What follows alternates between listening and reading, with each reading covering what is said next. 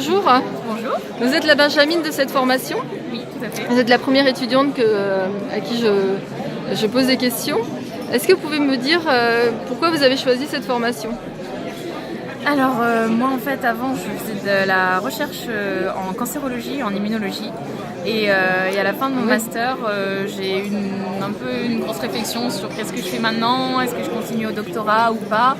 Et j'avais pas envie de me retrouver dans des gros laboratoires pharmaceutiques juste à faire des médicaments pour faire du médicament.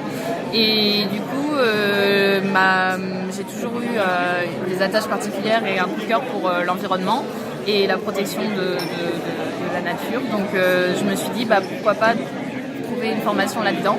Et je suis tombée sur la formation d'éco-conseil et comme j'avais l'opportunité en fait je garde mon cursus puisque j'avais déjà mon bagage de master et c'était une formation Bac+6 master spécialisé donc c'était parfait pour moi et c'est comme ça que... Vous êtes rentrée directement Bac+5 alors? Oui, c'est ça, tout à fait. Moi je suis une des rares, on est deux à être en formation initiale encore, à ne pas avoir vraiment travaillé même si j'ai fait des stages avant éco-conseil.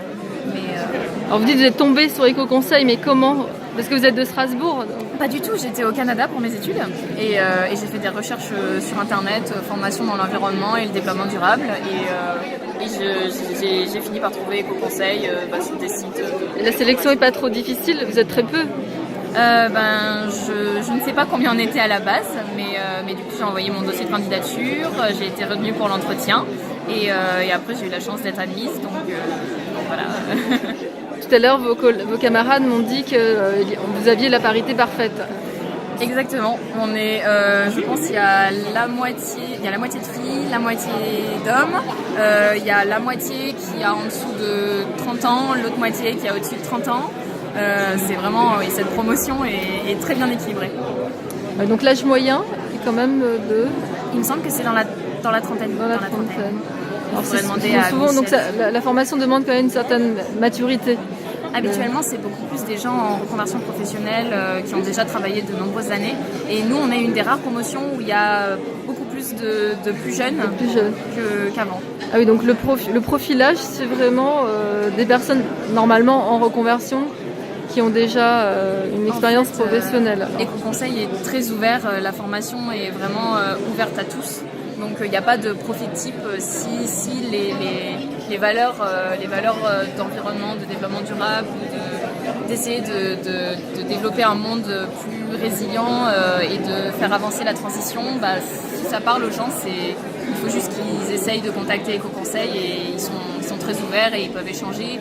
Et ce qui est génial avant de postuler, en fait, c'est qu'on peut avoir accès à des coordonnées d'anciens éco-conseillers et on a tous eu des super retours et je pense que c'est ça qui nous a encouragés à postuler. Le réseau d'école. Oui, le réseau des anciens éco-conseillers qu'on a pu contacter avant de faire nos démarches d'admission. Et au sein même de la formation, est-ce que vous pouvez nous parler des contenus, des matières? C'est très vaste. Est-ce que c'est scientifique? Oui et non. C'est vraiment quelque chose qui est accessible à tous. À partir du moment où les gens ont quand même eu une formation initiale au moins Bac+5.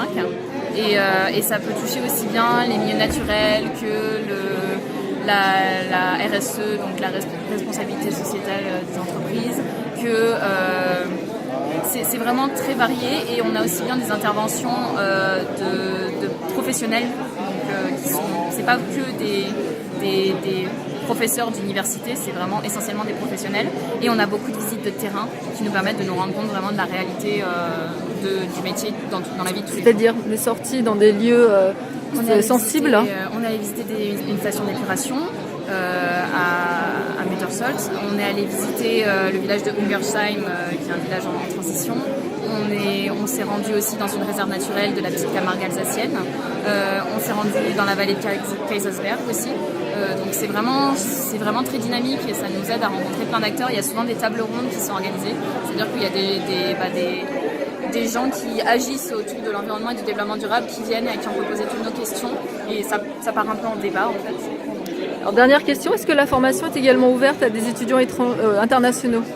Tout à fait, on a un Mexicain dans notre promotion cette année. Et donc oui, c'est vraiment ouvert à tous. Il n'y a pas de restrictions. Donc ça mériterait encore d'être plus développé. Et en plus la formation en fait existe aussi en Belgique et à Chicoutimi. Donc donc pour ceux aussi qui veulent se faire former à être un futur éco-conseiller mais qui ne sont pas en France, ils le peuvent aussi ailleurs. Vous-même, vous voyagez sur plusieurs sites, hein? Non, pendant la formation, on reste en voyage, on fait des visites et on a un stage de 6 mois là qu'on va réaliser et là on peut être amené à bouger où on le souhaite. Mais sinon, la plupart des cours se font à l'INSA Strasbourg. Je vous remercie. Merci beaucoup.